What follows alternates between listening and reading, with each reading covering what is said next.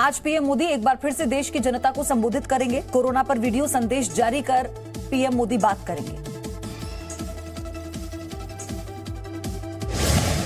PM Modi की appeal का दिखा असर। आज देश में कई जगह जुमे की नमाज पर मस्जिदों में नहीं जुटने का ऐलान। नोएडा की मस्जिद से मौलाना ने भी किया अनाउंसमेंट। दारुल उलूम का फतवा, घर पर पढ़े नमाज, शक होने पर कोरोना जांच जरूर कराएं। अजमेर के दीवान ने तबलीगी जमात पर कार्रवाई की मांग की। मुंबई से भी ऐसा ही ऐलान। यूपी में सभी जगह रखी जा रही है कड़ी नजर। नोएडा में जगह जगह ड्रोन से की जा रही है निगरानी। भारत में कोरोना संक्रमण का आंकड़ा 2000 के पार। पॉजिटिव मरीजों की संख्या 2069 हुई। पिछले 24 घंटे में 253 मामले बढ़े। पूरी तरह से ठीक हुए 156 लोग। अब तक 53 लोगों की मौत। अब तक पूरे देश में आईसीएमआर ने कोरोना के 7900 टेस्ट कराए, जिनमें से 2056 लोग कोरोना पॉजिटिव पाए गए। देश भर में 50 डॉक्टर, नर्स और मेडिकल स्टाफ कोरोना संक्रमित, सभी को किया गया आइसोलेट। स्वास्थ्य मंत्रालय ने जानकारी दी। मुजफ्फरनगर, बहराइच के बाद अब अलीगढ़ में भी लॉकडाउन करा रही पुलिस पर पथराव। नमाज पढ़ने से मना किया तो झुंड बनाकर मारपीट शुरू की। कुछ लोग गिरफ्तार। महाराष्ट्र में कोरोना के मरीज बढ़कर 423 हुए। राज्य में अब तक 20 की मौत। 24 घंटे में ही 4 लोगों ने गंवाई जान। दिल्ली से महाराष्ट्र पहुंचे जमातियों की पहचान कर क्वारंटाइन में रखने का काम जारी। राज्य के सीएम उद्धव ठाकरे ने पीएम से बातचीत में कहा। दिल्ली में महाराष्ट्र के नुंदरबार पहुंचे 2 जमातियों की पहचान की गई। दोनों को क्वारंटाइन किया गया। 10 मार्च को दिल्ली से लौटे थे। यूपी में कोरोना के मरीजों की संख्या 130 हुई। उत्तराखंड से 13 जमाती पकड़े। 13 में से 3 पॉजिटिव पाए गए। मध्य प्रदेश के इंदौर में पथराव करने वाले 4 लोगों पर लगाया गया राष्ट्रीय सुरक्षा कानून। 7 आरोपियों को गिरफ्तार किया गया। गाजियाबाद में तबलीगी जमात के 6 लोगों के खिलाफ एफआईआर दर्ज। क्वारंटाइन के दौरान नर्सों से अश्लीलता करने का आरोप। आइसोलेशन के दौरान गंदे इशारे करने की शिकायत। गाजियाबाद के घंटाघर थाने में दर्ज की गई एफआईआर। गाली गलौच और अश्लील गाना बजाने का भी आरोप। नर्सों की लिखित शिकायत पर दर्ज कराई गई एफआईआर। सुरक्षा एजेंसियों के हवाले से बड़ी खबर। तबलीगी जमात से जुड़े कुछ लोगों के शाहीन बाग प्रदर्शन में भी शामिल होने का शक। अंडमान में रहने एक जमाती ने उगले राज 18 मार्च को शाहीन बाग में जाने की बात मानी। तेलंगाना में कोरोना के 24 और नए मामले सामने आए। कोरोना मरीजों की संख्या 153 पार हुई। तेलंगाना में कोरोना से अभी तक 9 लोगों की मौत। बिहार में कोरोना के 3 नए मरीज मिले। 2 गोपालगंज के तो एक सिवान का रहने वाला। बिहार में कोरोना मरीजों की संख्या 27 के पार।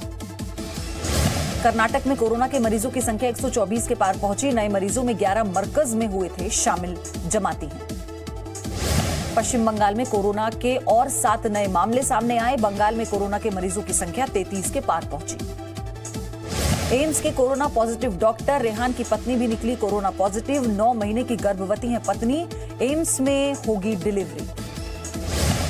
तमिलनाडु में कोरोना वायरस के मरीजों की संख्या 308 के पार पहुंची। कोरोना पॉजिटिव लोगों ने 264 निजामुद्दीन मरकज में शामिल होने वाले। इंदौर में घर से बाहर निकलने से रोकने के लिए पुलिस ने अपनाया अनोखा तरीका। पुलिस के वॉलंटियर्स भूत की ड्रेस में सड़क पर घूम रहे लोगों को पकड़ रहे हैं। बच्चों को लेकर WHO ने जारी की नई चेतावनी। आने वाले दिनों में बच्चे भी शिकार हो सकते हैं कोरोना वायरस के। दिल्ली में कोरोना पॉजिटिव मरीजों की संख्या 293 से ज्यादा हुई। इनमें से मरकज में शामिल 182 जमाती। दिल्ली में कोरोना से अभी तक 4 लोगों की मौत। दिल्ली भर में 31,307 लोग सेल्फ क्वारंटाइन में गए। राजधानी में बीते 24 घंटे में कोरोना वायरस से 2 और लोगों की मौत। आईआईटी रुड़की में कोरोना से निपटने के लिए पोर्टेबल वेंटिलेटर बनाया गया। इस वेंटिलेटर के लिए कंप्रेस्ड हवा की जरूरत नहीं। वार्ड को आईसीयू में बदलते वक्त ये वेंटिलेटर हो सकता है मददगार। लॉकडाउन पर सोनिया के बयान पर केंद्रीय गृह मंत्री अमित शाह ने किया पलटवार। ट्विटर पर लिखा, मुश्किल समय में भी कांग्रेस राजनीति कर रही है।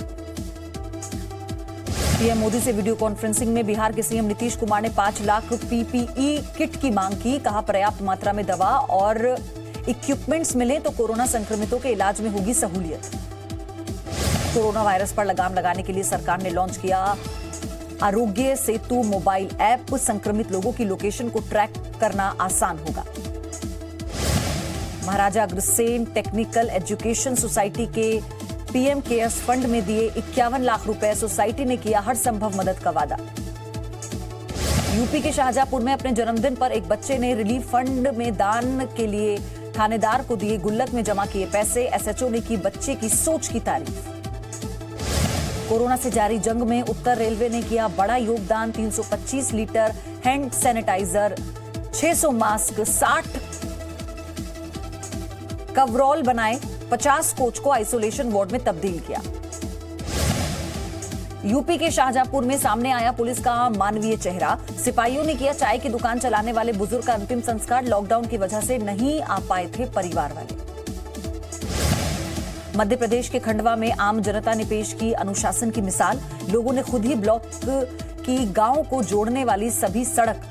पुलिस अधिकारियों ने की गांव वालों की तारीफ। हरियाणा के हिसार में जरूरतमंदों की मदद के लिए कई संस्थाएं आगे आईं। जगह जगह बांटा जा रहा है खाना और जरूरी सामान। लॉकडाउन की वजह से झांसी में अवैध शराब की बिक्री बढ़ी। पुलिस ने चेकिंग के दौरान 650 लीटर शराब जब्त की। समाजवादी पार्टी के नेता की कार में की जा रही थी तस्करी। राजस्थान के झालावाड़ में भी लॉकडाउन की आड़ में शराब तस्करी की कोशिश नाकाम। पुलिस ने खेत में छिपाकर रखे गए शराब के बड़े स्टॉक को बरामद किया। 144 पेटी शराब जब्त की। अलवर में भी कच्ची शराब ले जाते एक व्यक्ति को गिरफ्तार किया गया। 25 लीटर शराब को ले जाने की कोशिश कर रहा था। मध्य प्रदेश के इंदौर में सोशल मीडिया पर अफवाह फैलाने वालों पर कार्रवाई। व्हाट्सएप ग्रुप पर गलत इंजेक्शन लगाने की अफवाह फैलाने के आरोप में युवक गिरफ्तार।